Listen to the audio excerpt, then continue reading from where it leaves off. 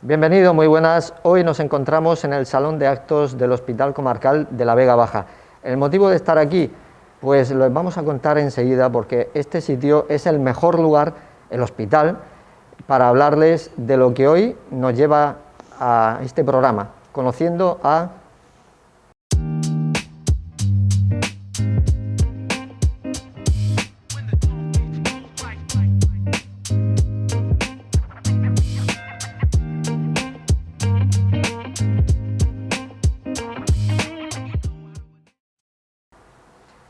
Pues ya lo han visto, conociendo a Luz Marcos Ruiz.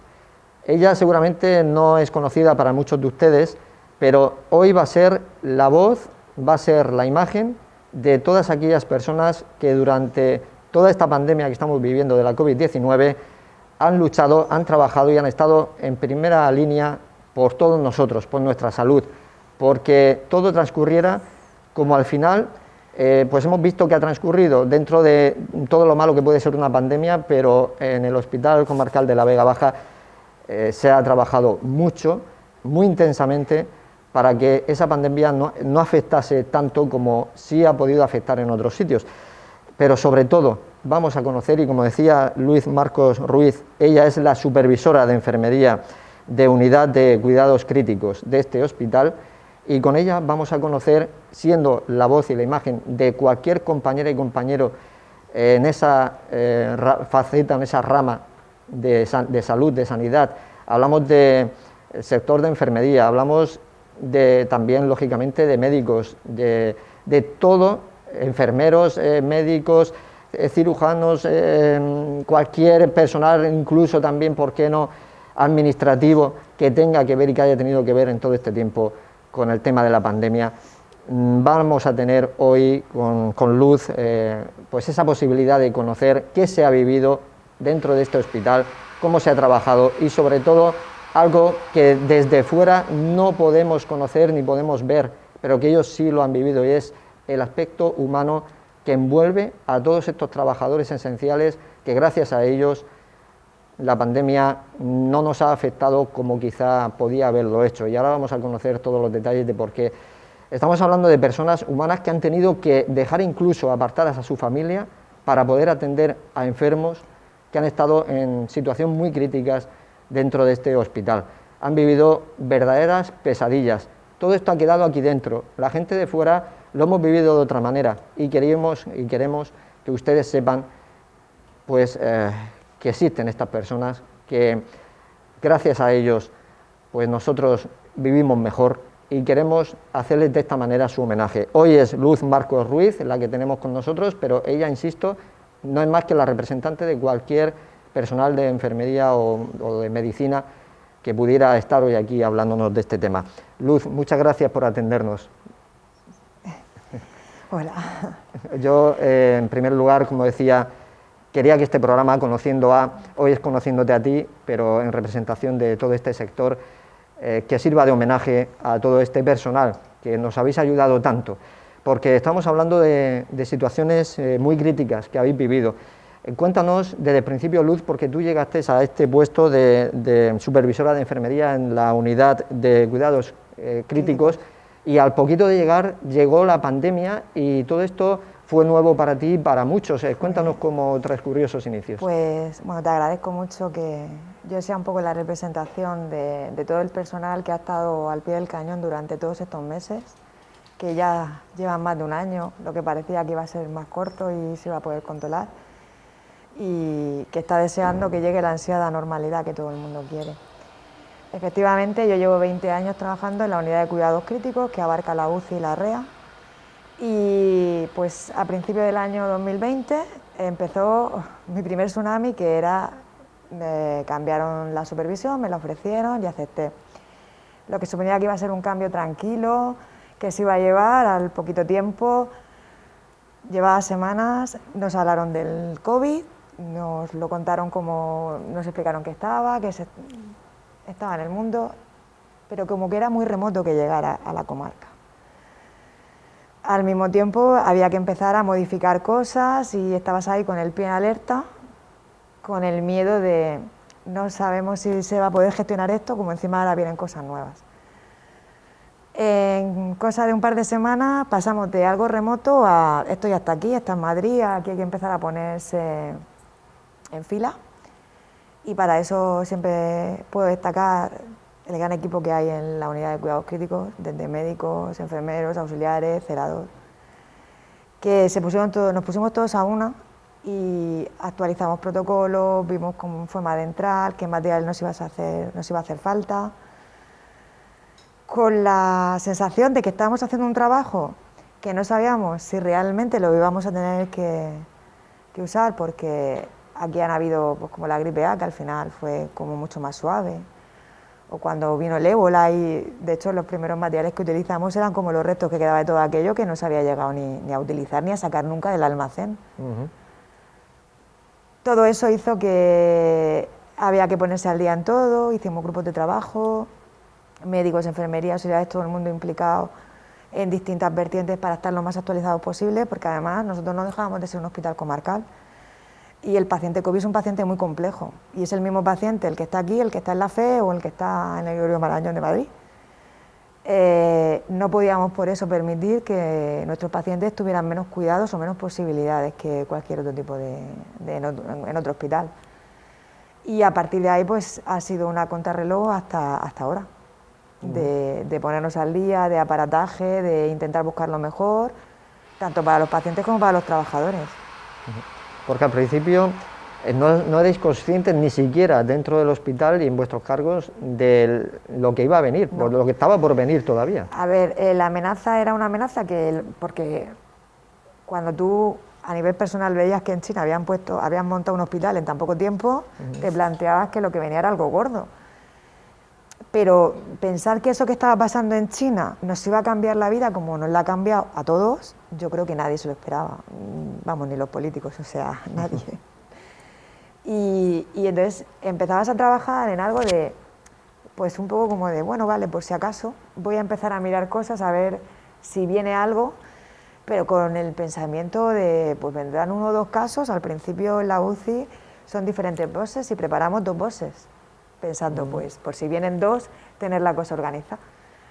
Luego ya con las noticias parecía que la cosa iba a ser un poco más fuerte, bueno, pues vamos a preparar 4, y de repente me encontré preparando la UCI entera, las 4 camas de reanimación, buscando siguientes planes por si necesitábamos más camas, hacia dónde íbamos a ir, había que aumentar el personal, no era suficiente, porque un paciente COVID es un paciente muy complejo.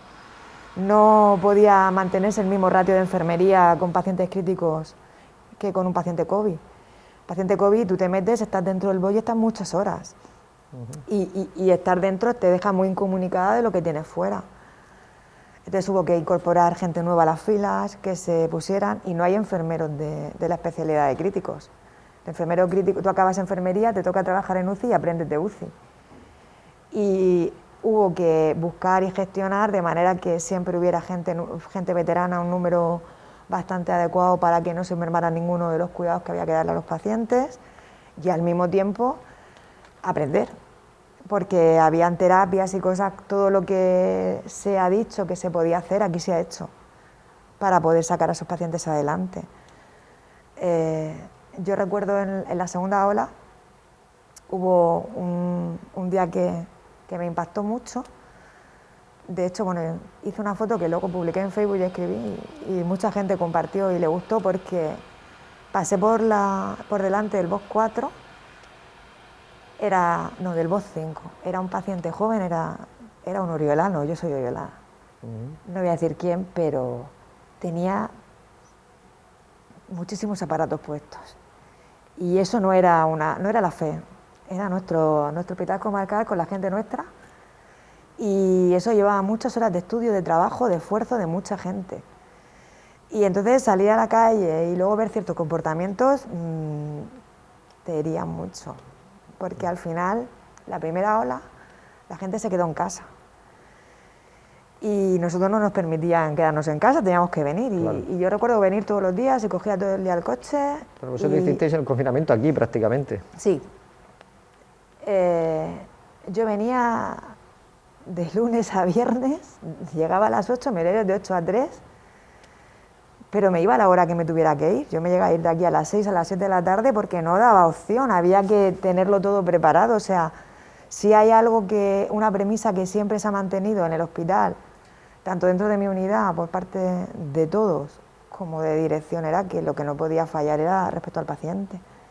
Entonces había que dejarlo preparado y si habíamos ocupado una zona y había que preparar algo más, había que dejarlo arreglado para que cuando llegara el paciente no podía esperar. El paciente COVID no es un paciente que tú puedas decir, bueno, espérate que preparo y ahora entras, no. La inmediatez y entonces estar todo el tiempo recalculando qué vamos a necesitar, qué paciente vamos a poder trasladar porque hay que dejar huecos porque lo tenemos lleno y tenemos que traer, pues es un desgaste importante. Yo en eso soy afortunada, ¿no? Porque tanto mi marido como mis hijos ahí, sobre todo mi marido se echó un paso adelante y me dejó, porque mis hijos son muy pequeños y al final era un poco conflicto la situación y todos han colaborado en ello. Claro, ahí viene lo que yo antes comentaba también, el factor humano, el factor personal, porque las vivencias que hemos podido tener la gente que no estamos dentro del hospital es muy distinta a los que habéis convivido con todo esto. Y vosotros tenéis familia, tenéis hijos, ¿cómo habéis podido conciliar todo esto y cómo lo han llevado unos hijos que en sus amigos, en las casas de sus amigos, sus padres están confinados con ellos y en este caso era todo lo contrario? ¿Todo esto cómo se ha podido...? Pues mira, yo tengo miles de anécdotas porque además en la primera ola además decidimos hacer como una especie de horario diferente para intentar que nunca faltara personal y que no se mezclaran, con lo cual una semana trabajaban mucho y una semana descansaban por si ahí había algún positivo. Y la gente lo que te transmitía era, es que yo estoy una semana que solo trabajo y la semana que no trabajo estoy fatal y no estoy ni para estar con mis hijos y tengo familia. A mí me afectó de un modo diferente porque yo no tenía una semana de descanso, yo era a diario y siempre conectada al teléfono. Lo que te digo, tengo hijos pequeños, mi hija mayor que tiene ahora 9 años, ella cuando tú le hablas de esta época te dice, a mí que venga el COVID me da igual porque yo voy al cole, me pongo mascarilla y lo tengo asumido. Dice, yo quisiera que tú no fueras supervisora porque ellos me echaban en cara que yo venía todos los días, yo no estaba en casa con ellos. Claro, querían tenerte en casa. Y cuando llegaba a casa, no llegaba a casa. Llegaba a casa, seguía preparando. Nosotros nos hicimos un canal de YouTube para poder tener acceso a toda la información nueva con vídeos que nosotros mismos hacíamos para darnos trabajo. Y eso significaba que yo salía de aquí, llegaba a casa y me metía otra vez al despacho a trabajar. Y eso era muy complicado. Yo tengo un niño pequeño y el de 3 años era algo así como, mamá, aquí, ya. O sea, déjalo todo. Sí. Al final ellos maduran y saben, o sea, yo he tenido días de derrumbe de llegar a casa muy mal y mi mediana me decía, mami, no te preocupes, yo estoy aquí, y me abrazaba. Y veías que en sus ojos se daban cuenta que tú no estabas bien, eran capaces de hecho ahora llaman para todos a mi marido mucho más que a mí, porque además ellos me dicen, no, que mamá tiene que descansar. O sea que al final nos hemos adaptado, pero claro, había que adaptarse a esa situación. Claro, pero sin duda psicológicamente afecta, porque estamos hablando de, aparte de todo lo que tienes que vivir aquí, ver el sufrimiento de la gente afectada de COVID, de los cuidados, de todo, luego el llegar a casa y ver también a los hijos que te necesitan, psicológicamente tiene que ser complicado, ¿verdad? Es muy complicado. Yo, además, la primera ola coincidió con que yo tenía muy malito a mi suegro, de hecho falleció el 29 de abril. Del año pasado, y entonces coincidía, en casa estábamos mal, mi suegro estaba mal, y era muy difícil, el ambiente era muy duro, además por el miedo nos tiramos meses, los 2 primeros meses, que mi marido dormía en una habitación con los niños y yo en otra, porque nos daba miedo. Yo llegaba a casa y mis hijos querían salir a darme un abrazo y era como, espérate. Claro, porque estabas en el hospital en contacto con pacientes COVID. Entonces... En aquella época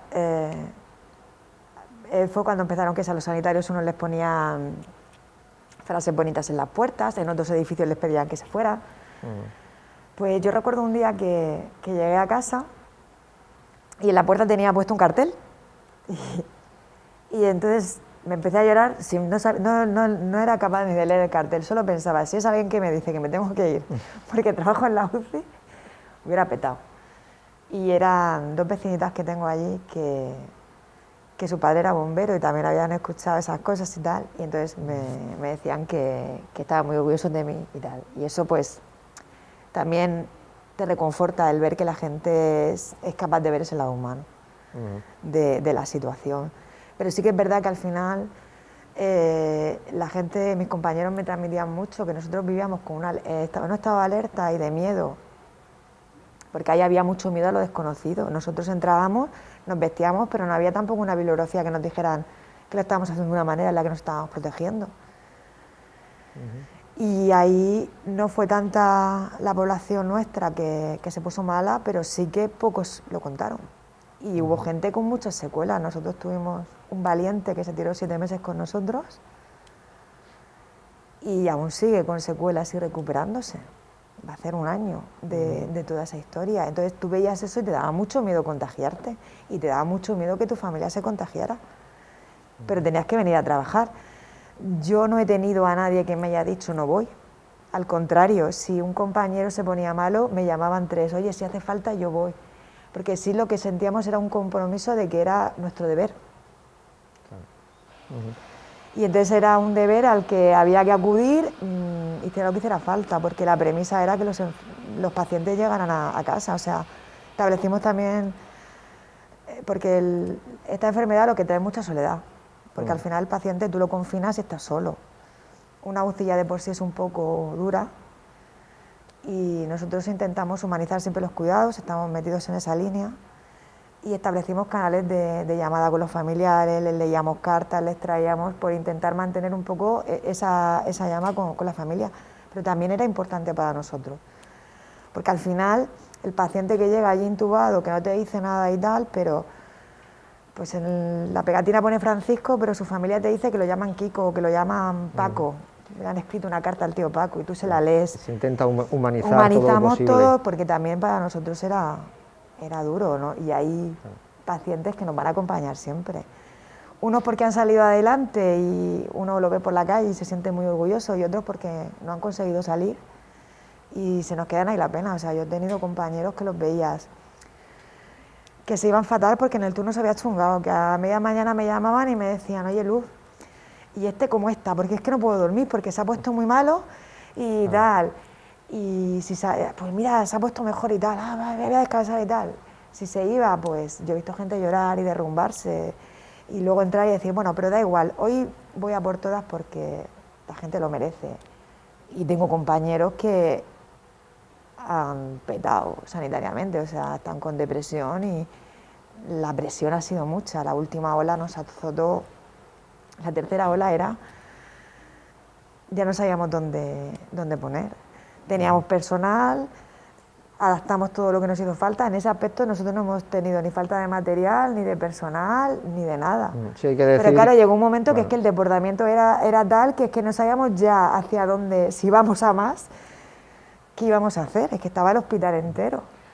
Claro, hay que decir, perdona, que no era situación de que hubiese falta de ayuda o de en ese aspecto solo puedo decir personal o de lo que sea de la Generalitat. Quiero decir que desde Consellería siempre se ha puesto a disposición del hospital todo lo necesario. Sí. Eso hay que dejarlo claro. O sea, yo eso lo tengo claro. O sea, no sé si Consellería directamente, supongo que sí. Yo sé que la dirección del hospital a mí nunca me ha puesto un pero, ni en personal, ni en recursos materiales, ni humanos.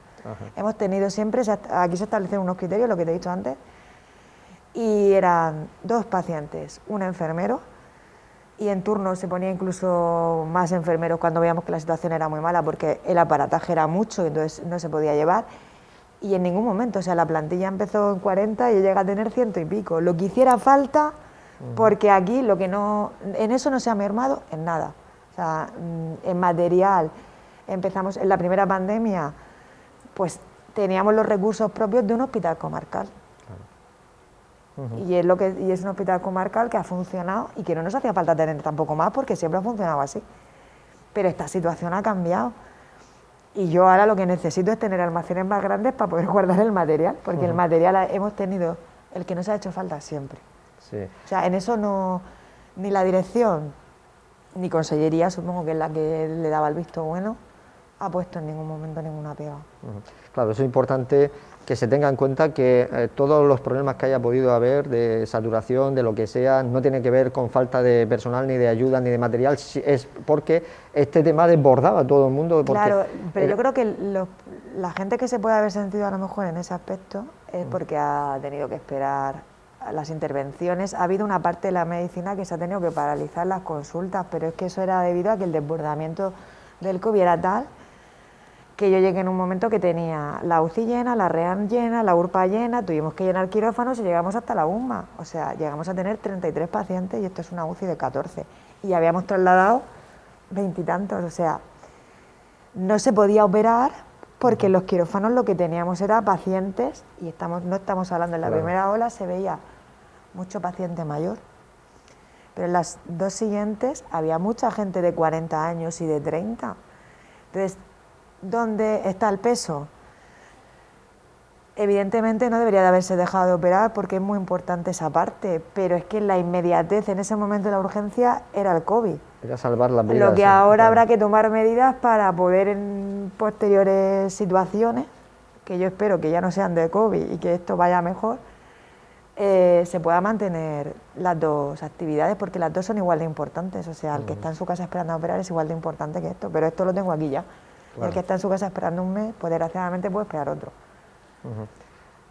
Y luego enseguida que se ha podido, la línea de la dirección y tanto de intensivos como de la parte de cirugía ha sido replegar para poder volver a operar.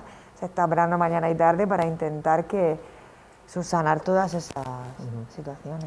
Luz, ¿y cómo se vive, por ejemplo, y se ha vivido todo este tiempo, la incertidumbre que deja una pandemia de un virus como este, desconocido totalmente, en el sentido de que, bien lo has dicho, en la primera ola los afectados eran personas mayores, en la segunda ola, en la tercera ya era gente más joven, luego las secuelas, hay personas que le dejan una serie de secuelas, a otras no les deja, a unos les da síntomas, a otros no. Todo esto, ¿cómo afecta también a la hora de hacer los trabajos? Porque es complicado. A ver, la primera ola nos valió para aprender a vestirnos y a trabajar con seguridad. Nosotros no hemos llegado a tener ningún contagio en todo el tiempo entre el personal. Eso hizo que todos cogiéramos como confianza, lo que al principio nosotros establecimos lugares limpios, lugares sucios, espejos, todas las medidas. Luego ya veías al final de la segunda y primero de la tercera ola que la gente se vestía sin mirarse, con una seguridad, y entraban a trabajar sin dudas, que es lo fundamental para no contagiarte. Incertidumbre hay mucha. Hay gente que se ha vacunado, lo ha pasado y es como que tiene una predisposición, pero yo creo que es igual que la que tenemos con los enfermos. No hay una explicación, porque en una familia comen todos juntos, o un grupo de amigos, pero sobre todo en una familia porque todos comparten genética, y de repente uno se pone muy malo para morir, viene a la UCI, y hay veces que no se puede ni hacer nada, y hay otros que no lo pillan, otros que lo pasan como el que ha pasado un catarro. Eso todavía es tan desconocido que simplemente vamos intentando lidiar con la situación que te viene. Entonces, al final, yo llegué a la conclusión que la única forma que teníamos de luchar contra ello era que la gente que trabajaba estuviera segura de que haciendo determinadas cosas no se iba a contagiar, y eso lo hemos conseguido. Hemos tenido unos estrictos protocolos de limpieza, de cuidado, los aforos a la hora de comer. Se ha facilitado todo eso, los cambios, éramos mucho personal en unas instalaciones que estaba preparada para menos gente. Todos, en eso hemos sido todos como muy protocolariados y muy disciplinados, y al final eso ha ayudado a que haya salido adelante, todo. Eso es importante.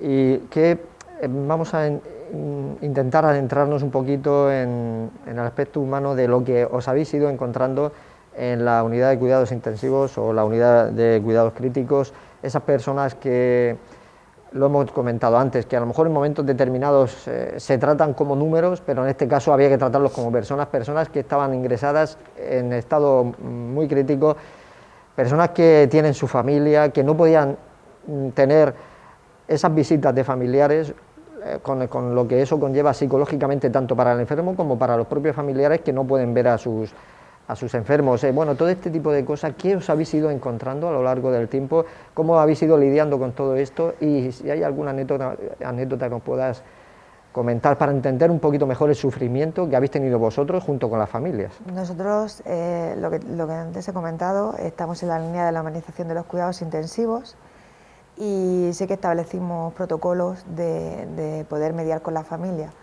Siempre voy a decir siempre, aunque no siempre, porque a veces el desbordamiento era tal que no se podía, se ha intentado llamar a la familia y se les daba un parte de cómo estaba el paciente todos los días. Si el paciente estaba despierto y la situación lo permitía,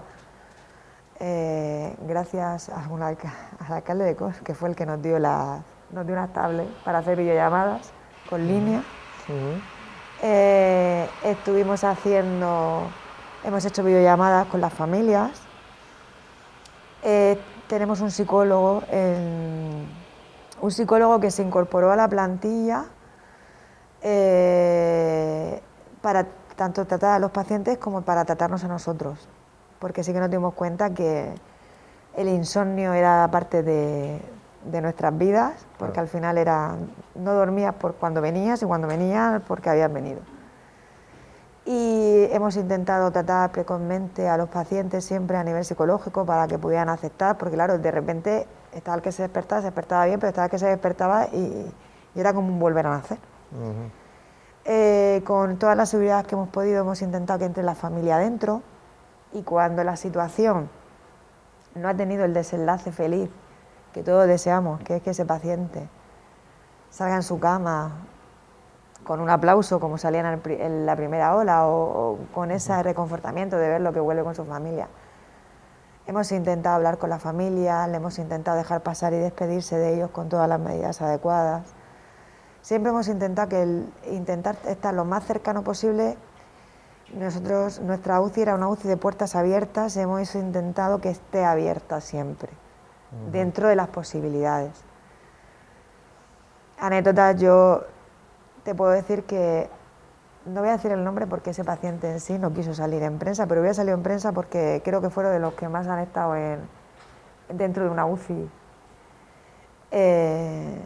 Y con él hemos seguido teniendo contacto y a él le daba miedo irse.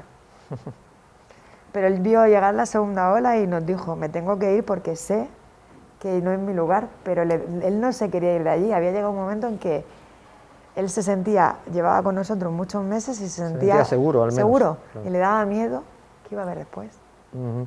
Claro, es que también hay que decir a todo esto, por si alguno no lo sabe, que la suerte que tuvimos, entre comillas, es que la primera ola no fue tan grave como la segunda, porque nos pilló a todos desprevenidos, sin a lo mejor instalaciones adecuadas y ni apropiadas, y bueno, pues esa primera ola más floja sirvió para prepararse mejor y afrontar con garantías la segunda, que sí que ha sido sí, la segunda, devastadora. Sí, nosotros nos reímos mucho porque tengo un compañero que me decía, dice, yo cuando hablas de la tercera ola, dice que tercera ola, nosotros empezamos con la segunda y no nos hemos bajado, porque realmente la segunda y la tercera en esta zona se solapó, y la tercera,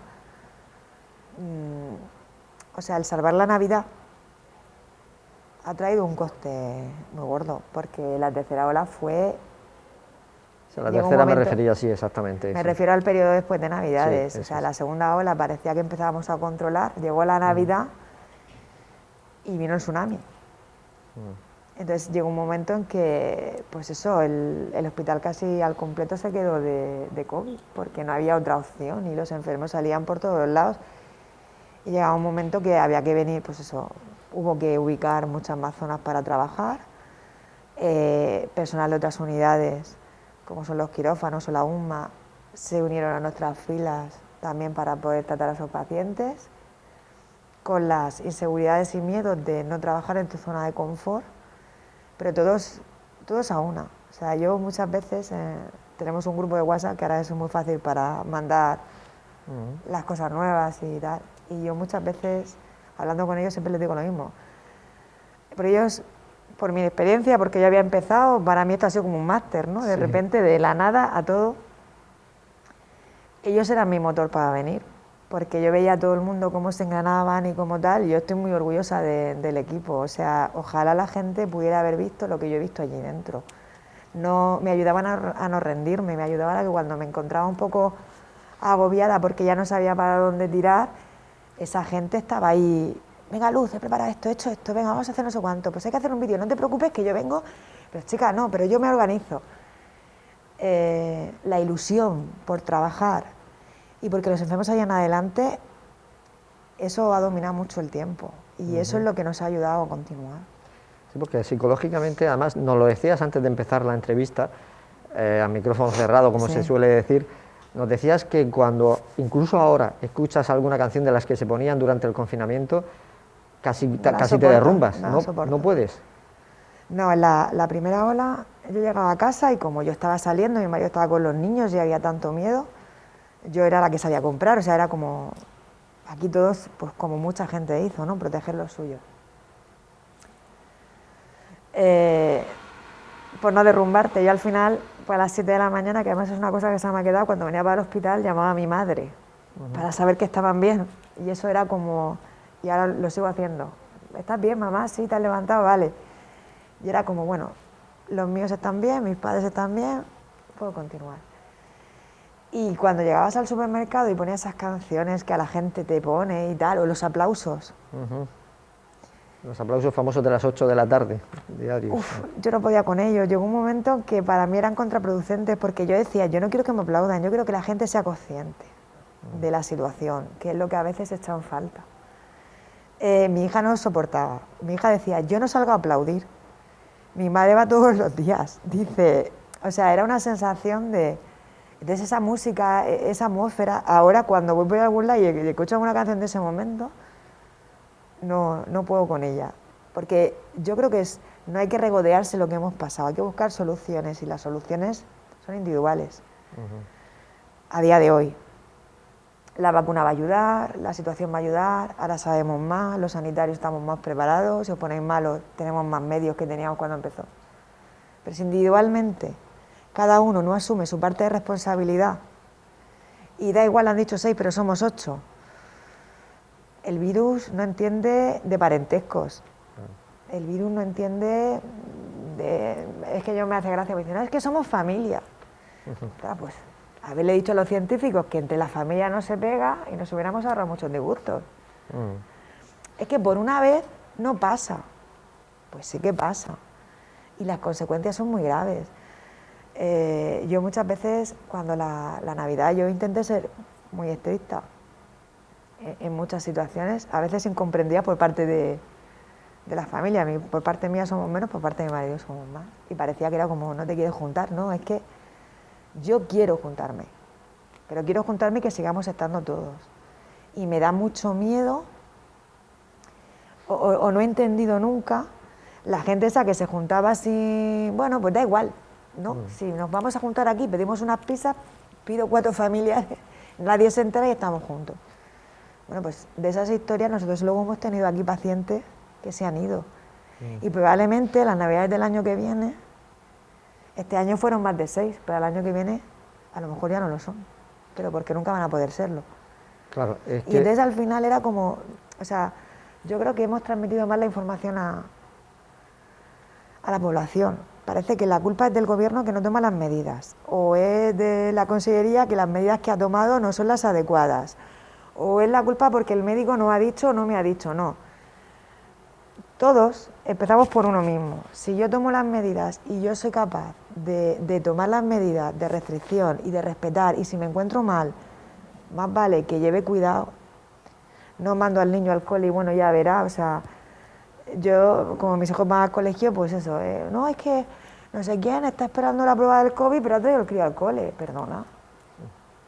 Quédate en tu casa, son irresponsabilidades. Son irresponsabilidades, pero parece que no lo son, porque si es que yo me encuentro bien, es que hay mucha gente por la vida que lo ha pasado y no lo sabe. Pero que tú te encuentres bien no quiere decir que tú me lo pegues a mí y que a mí no te puede me ponga más mala que todo y claro. tenga que estar dentro de la UCI. Claro. Y yo creo que esa es la parte que la ciudadanía no ha entendido, porque al final cuando nos encerraron en casa parecía que era algo como que estaba en la calle y si estoy en mi casa no se pega. Con lo cual es algo que pues no se pega en los bares, no, se pega en circunstancias que no son adecuadas, porque no llevas la mascarilla cuando tienes que llevar, porque tú no te encuentras mal, pero dices, va, esto no va a ser. Ahí es donde estamos equivocándonos. Claro. Fíjense, imagínense la carga emocional que puede tener una persona que por juntarse, por el ejemplo que ha puesto Luz, en Navidades varias familias pensando nos encontramos bien, no tenemos problemas, nosotros no nos vamos a contagiar, y que luego haya un foco de contagio y que alguna de esas personas, amigos, familiares, fallezcan, que por desgracia ha pasado. Esa carga emocional tiene que ser horrible. Y porque claro, estamos hablando ya para terminar, Luz, se nos va todo el tiempo, de una situación en la que durante todo este tiempo de pandemia habéis podido vivir desgraciadamente muchos fallecimientos de pacientes que habéis tenido, que incluso a lo mejor se les coge cariño porque no vamos a negar que al final todos somos humanos, al final se marchan, fallecen, otros que salen adelante, pero que pueden tener secuelas durante mucho tiempo, no sabemos si de por vida o secuelas que al principio salen sin secuelas y les salen después. Todo este tipo de cuestiones están ahí, son una realidad y hay que vivir con ello, es complicado. Sí. Vosotros lo habéis lo que tú has dicho, para sufrido. nosotros los pacientes no son un número. Nosotros los pacientes, al final, el paciente de UCI es un paciente que necesita mucho de la enfermería y de los médicos, porque solo nos tienen a nosotros, no es como en otras partes del hospital que tienen a la familia. Y al final no es un número más, es un nombre, un apellido, una historia, una familia, y en esta época más, porque al final los transmisores de la información de su familia muchas veces éramos nosotros. Y Tremendo. eso es muy doloroso, o sea, hemos tenido familias donde se han ido 3 hermanos. Y cuando veíamos que se iba el segundo, es que eso te destrozaba, era como no puede ser. Tremendo. Y no se podía hacer nada. Tremendo. Y luego las secuelas neurológicas que dejan también en muchos casos. Claro, neurológicas, también tenemos en la unidad ahora un fisio que va todas las mañanas para intentar tratar precozmente todo ese tipo de secuelas. Porque sí que el problema es que es algo desconocido. Todos lo hemos estado tomando, todo se le intenta poner su tratamiento, pero cuando lo hemos sabido, porque como no está descrito, vas tapando, vas poniendo soluciones como te van surgiendo los problemas, pero no es otra enfermedad en la que el ébola aquí nunca ha llegado, pero ahora mismo te llega un paciente de ébola y hay muchas cosas descritas en las que tú puedes anticipar o preparar, y eso ahora no pasa. Aquí aparece esto, buscamos solución a ese problema. Muy bien, Luz Marcos Ruiz, recuerdo que es la supervisora de enfermería de la unidad de cuidados críticos del Hospital Comarcal de la Vega Baja. Muchísimas gracias, ha sido un placer desde luego que hayas tenido esa valentía de contarnos todas estas cosas, porque en algunos momentos hasta se nota que te emocionabas, pero es que son vivencias que tienen que salir a la luz, la gente tiene que saber lo que ha ocurrido aquí dentro, lo que habéis vivido, lo que habéis luchado, lo que habéis trabajado, y tanto que tenemos que agradeceros. Bueno, yo creo que cada uno haga su parte. Yo no quiero agradecimiento, yo quiero que es mi trabajo y es el trabajo de todo el mundo, ¿no? Así que me gustaría decir que estoy muy orgullosa del equipo que hay ahí dentro. Pues muchísimas gracias, Luz. Bueno, pues ya lo ven, hoy hemos conocido a Luz, ella ha sido la voz y la imagen de todos aquellos sanitarios que durante toda la pandemia han estado trabajando por nosotros. Son los verdaderos y las verdaderas héroes. A ellos les tenemos, como decía antes, que agradecer, tanto por mucho que Luz diga que no quieren agradecimientos, pero sí les tenemos que agradecer, pero sobre todo tenemos que tener en cuenta una cosa muy importante, que no nos tenemos que quedar solo en el agradecimiento, tenemos que ser responsables y tenemos que, como bien apuntaba Luz, entender que esta situación no se va a acabar, al margen de que haya vacunas que nos ayuden a ello, si no somos todos responsables y ponemos de nuestra parte, porque luego es ese trabajo que tienen y esa responsabilidad que tienen los sanitarios, si nosotros no tenemos la responsabilidad de cuidarnos, ellos intentar sacarnos adelante, pero si nosotros podemos evitarles ese sufrimiento y ese trabajo, también es por nuestra salud y por nuestro bien. Así que nada, muchísimas gracias, Luz, y lo dicho, que seamos responsables en esta situación de pandemia, y nosotros queríamos hoy, a través de Luz, hacerles llegar algo que vivencias y algo que pues quizás desconocemos todos, porque nuestro conocimiento personal de cada uno de esta pandemia es totalmente distinto al que pueden tener estas personas que han vivido ese día a día con la pandemia delante y con personas que la han sufrido y que incluso desgraciadamente han fallecido. Que esas muertes no queden en balde y que sirvan al menos para que todos nosotros tomemos conciencia de este peligro, de esta pandemia, y que todos nos cuidemos más y seamos más responsables.